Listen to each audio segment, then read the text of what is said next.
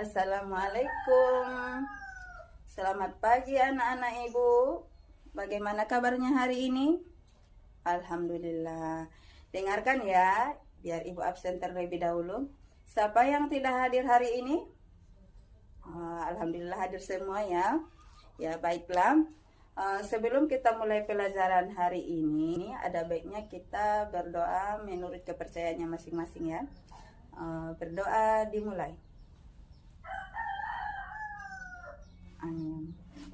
Ini yang lewat kita sudah menyanyikan lagu Garuda Pancasila. Biar lebih semangat lagi hari ini, marilah kita menyanyikan lagu Sorak-Sorak Bergembira dahulu ya, biar lebih semangat. Udah pada tahu lagu ini? Iya, bagus. Berarti sama-sama kita nyanyikan ya. 1, 2, 3. Sorak-sorak bergembira, bergembira semua. Sudah bebas negeri kita, Indonesia merdeka.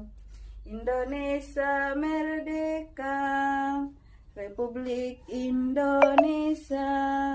Itulah hak milik kita untuk selama-lamanya.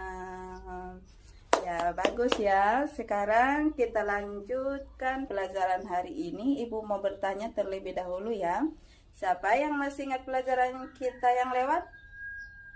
Iya, bagus. Yaitu tentang hak dan kewajiban kita di rumah.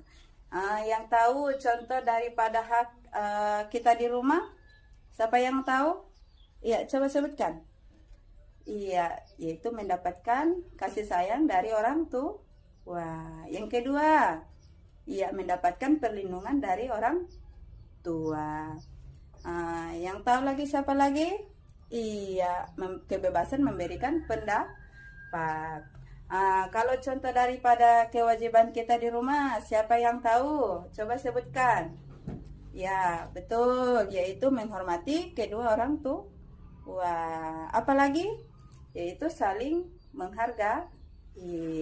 Yang lain, yaitu taat akan perintah kedua orang tua. Ya, itulah contoh daripada hak dan kewajiban kita di rumah.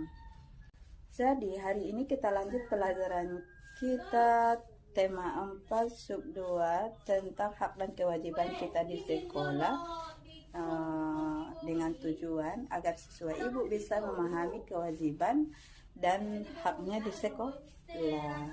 Dan yang kedua yaitu agar siswa ibu bisa melakukan hak dan kewajibannya di sekolah.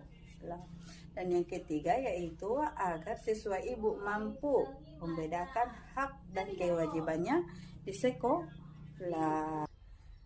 Jadi yang masih ingat itu tentang pengertian hak, siapa yang masih ingat? Iya, hak itu yaitu sesuatu yang harus kita dapatkan. Kalau kewajiban, siapa yang tahu? Iya, betul. Kewajiban itu sesuatu yang wajib kita laksanakan. Jadi, hak dan kewajiban itu tidak hanya kita lakukan di rumah saja, tetapi di sekolah pun kita perlu menjalankan hak dan kewajiban kita. Contoh hak kita di sekolah yaitu yang pertama, mendapatkan pembelajaran dari guru. Yang kedua, mendapatkan perlakuan yang adil. Yang ketiga yaitu mendapatkan fasilitas yang memadai dari sekolah.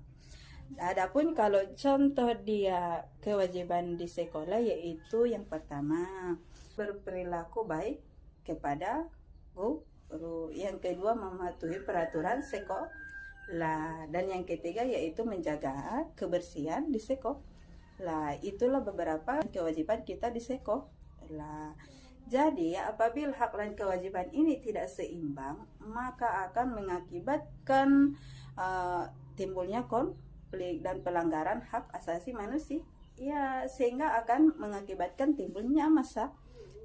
Jadi kalau kamu hanya menggunakan hakmu tanpa melaksanakan kewajibanmu, maka itu tidak baik. jika ingin mendapatkan hak kita, maka kita juga harus menjalankan kewajiban kita sebagai warga sekolah. Iya, sudah paham sampai sini?